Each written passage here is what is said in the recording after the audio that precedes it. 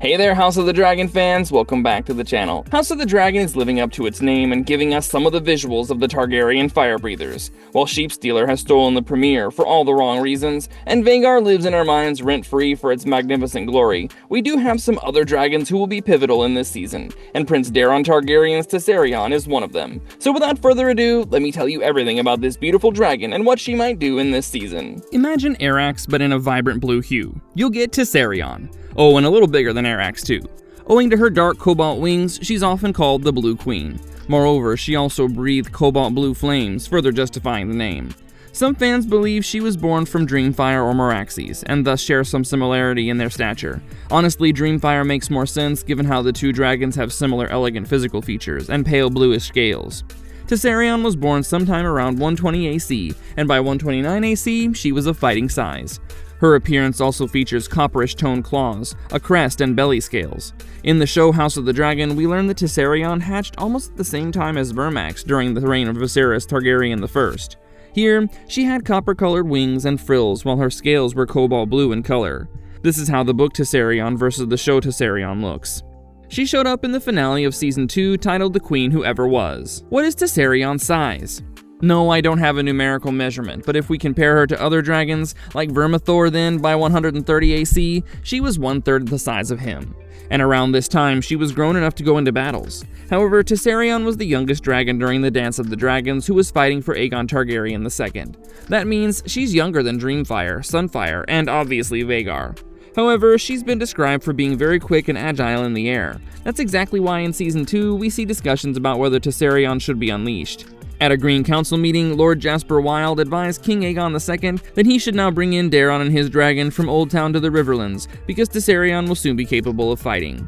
The next mention came when Lord Wilde informed Prince Aemon that Daeron and Tessarion have taken flight to their cause, and finally we see them soaring above the Hightower army as they march to war.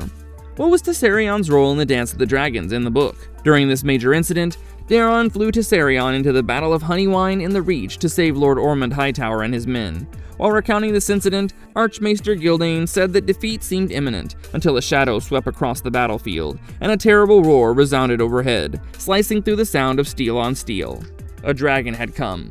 In the aftermath of their win, Daeron Targaryen was praised as a hero that day, and Lord Ormond Hightower knighted him with the Valyrian steel longsword Vigilance, and he soon became Daeron the Daring. However, rather than basking in his achievement, Daeron modestly said Tessarion was the true hero of the battle. To quote him, "My lord is kind to say so, but the victory belongs to Tessarion."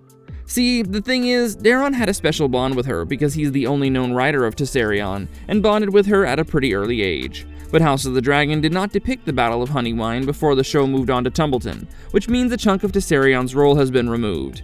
But in the first episode, we did spot Daeron in this sequence when Alicent Hightower's messenger comes to deliver a note to Ormond Hightower from Alicent. And guess what? If you look carefully, Tessarion is visible resting within a temporary cage made of metal flagpoles in the Hightower camp.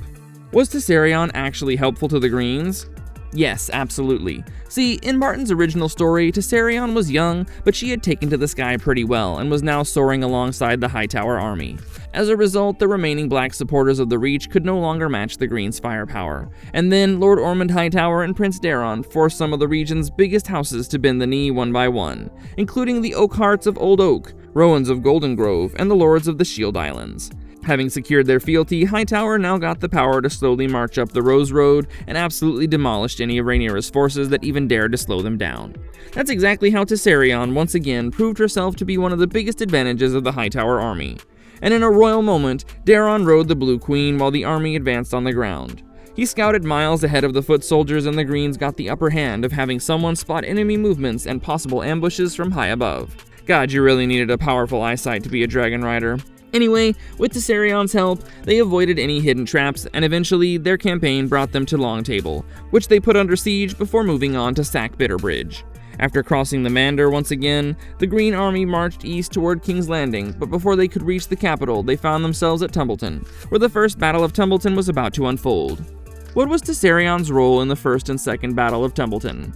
When the Hightower army got caught up in the First Battle of Tumbleton with a smaller group of Rhaenyra's loyalists, Tessarion participated in the battle, but initially she did not prove to be enough to scare the Tumbletons. Since she was smaller than Vermithor and Silverwing, the defenders of the town thought they would win the battle against the High Towers, but, spoiler alert, the two betrayers, Sir Ulf White and Sir Hugh Hammer, turned their dragons upon the town. But Tessarion did what she could. She burned buildings, and Sir Garbled Grey of House Grey was turned to ash by her dragon flame.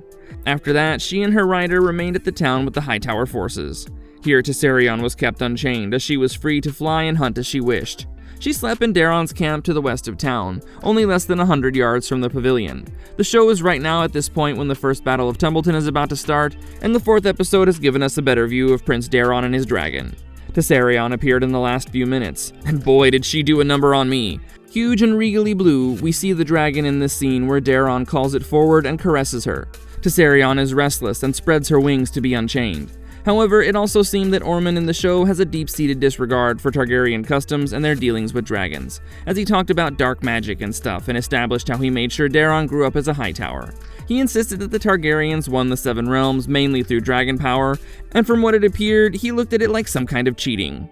Yet, when he forced Daeron to kill the small folk and Tessarion's stomach growled at the sight of a fresh meal, the dragon gave us a majestic glow of flame, and I'm not sure if it was just me, but Ormond looked conveniently happy, realizing the power they still have, especially after the news of Aemon not coming to their aid. Coming back to the pages, things took a surprising turn after the first Battle of Tumbleton when Hugh Hammer, one of Rhaenyra's dragon seeds who had managed to claim Vermithor, betrayed the Blacks and joined the Greens. I know the show might be gearing up to pull this stunt similarly, and my blood boils at the thought of reliving this moment. That man had some audacity. He wasn't satisfied with fighting for Aegon Targaryen II, because after Aegon's disappearance and Prince Aemon's death, he decided that he should be the one sitting on the Iron Throne. Yes, I understand that Hugh had every reason to feel confident. He was riding Vermithor, the second largest living dragon after Vhagar, while Tessarion, the only battle-ready green dragon left with a rider, was barely a third of Vermithor's size. And because of that, Hugh believed that no one in the green camp would have the power to challenge him. But of course, not everyone agreed, because what do you mean a random dragon seed is now the king? What happened next was a conspiracy where a group of green lords and knights, known as the Caltrops, secretly plotted to get rid of Hugh Hammer, as well as the other dragon seed. Some, like Sir Tyler Norcross, believed Tessarion alone would be enough to reclaim the Iron Throne once Hugh was gone. That's how powerful she was despite her age and comparatively smaller size. Others, including Lord Unwin Peake, argued it would be far safer if they could somehow seize Vermithor and Silverwing as well. But before any of those plans could fully play out, chaos began. Why did Tessarion become such an important figure in the show? Honestly, the show not only introduced Tessarion late, but as I said, it also trimmed some of her major roles. But did it? I mean, there has to be a reason why the makers are suddenly giving Tessarion so much screen time.